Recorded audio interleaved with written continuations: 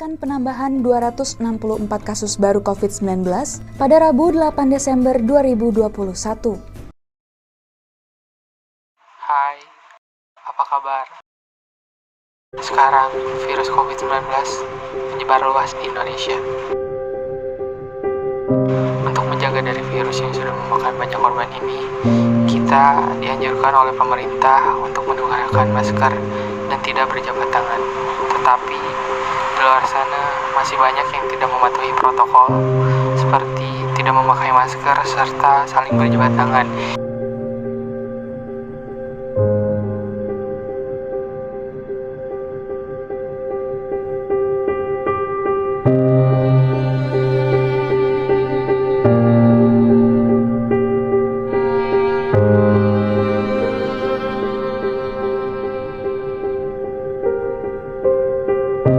Oleh karena itu, mari kita sadari bahwa virus ini tidak memandang tua dan muda.